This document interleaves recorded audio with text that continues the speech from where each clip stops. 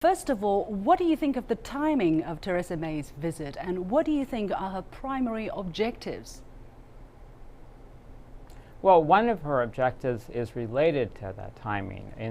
After Trump was elected, he spoke to several foreign leaders before he contacted her. So I think by coming to Washington, she wants to be the first major leader to meet with the newly elected president. And that implies that Britain still has a special relationship with Washington.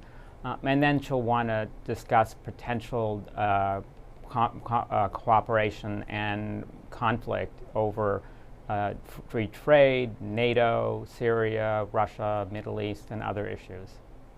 Now, there is talk that she is intending to strike some kind of a free trade deal with the United States as early as possible, and the new US President Donald Trump has also floated the idea that he thinks the Brexit is a great thing and he wants to have a free trade deal with the UK. Now, we know that even if the UK can successfully start a Brexit negotiation, that would take at least 2 years' time. Why is she so keen to start talking about this possibility right now? I think that she is thinking, as Trump would, that if she can have a U.S. commitment to reach a strong agreement on free trade and economic investment and other issues with the United States, she can then go to the EU and negotiate much more firmly, saying that, look, even if we are unable to reach an agreement with you, we have a good deal already in the works with the United States, and she'll presumably try and do the same with China and other countries. So in a way, it's good bargaining leverage, even if they know that for legal reasons it would be difficult for them to reach a formal trade agreement as long as Britain has not completed its withdrawal from the EU or negotiate a new relationship with them. Mm-hmm. What do you think her visit or this kind of calculation will do to the UK's upcoming negotiation with Brussels? Will it make things easier or more difficult for the UK in terms of the negotiation? What is your take? Well, it depends how it goes. If the agreement is successful, if Trump says he's eager to reach a trade agreement with the British and and so on, then that will enhance her bargaining in Brussels, because again, it gives her a best alternative, no matter that she can walk away from an EU deal and still have a good agreement with the United States. If the meeting goes poorly, they argue over the Middle East or women's rights or something, then it's going to be harder for her in Brussels, because it makes it look like she needs to have good ties with the EU, even if Britain formally withdraws from some of the economic relations. What do you think are the chances that the meeting could go poorly? You just mentioned. What are the sensitive topics that might leave a sour taste on both sides?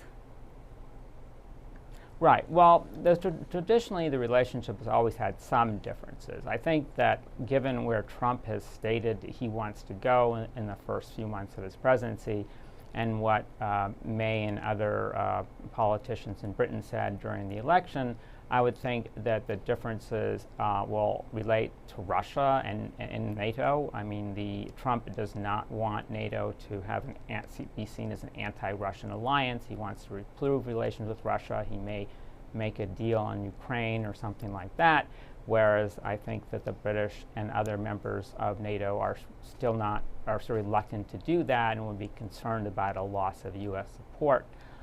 Trump has taken a very, very strong stand against terrorism, and though all European governments agree on that, some of his methods might make them uncomfortable. I think that if he were to move the U.S. Embassy to Jerusalem, the British have already said they won't do that, so that could be an issue. There might be a discussion of a failed British nuclear test of the Trident missile that they're buying from the United States.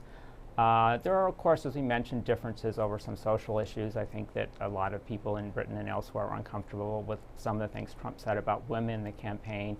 So you could imagine a series of differences, but I still think they would, at least in public, aim to make it look like the agreement was very successful and they had a good meeting.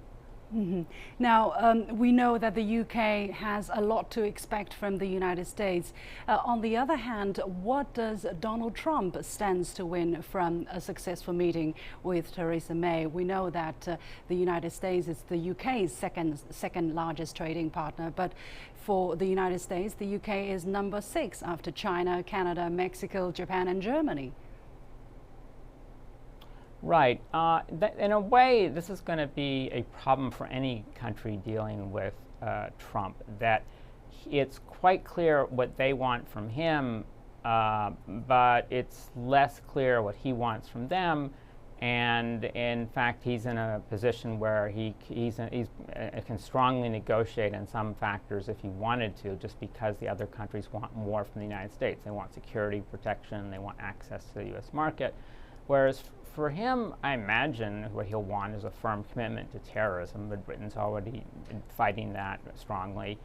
And then beyond that, I don't know what he's going to ask for. I think that a lot of it for him is just to have being shown that he's accepted by world leaders personally. But it's still, I think the administration is still trying to sort out what it wants from foreign countries, and that includes Britain, includes China, includes many others. Finally, in the long run, from what we have learned about Trump and his ideals about this world in the future, and what we know about Theresa May, do you think these two countries have more in common in their policies, in their vision for the future, or have more differences? Well, I think the differences are greater under Trump than they were under Obama. Under Obama, it was clear there was a strong defense of NATO, a strong commitment to liberal international principles, multilateral free trade agreements, strong institutions in UN, and so on. With Trump, all this is very unclear.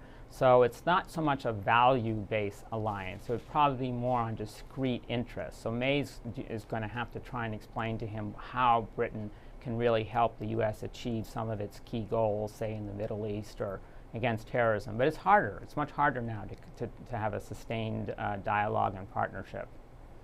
Thank you very much. That was Richard Weitz joining us from Washington, who is Senior Fellow and Director of the Center for Political Military Analysis at the Hudson Institute.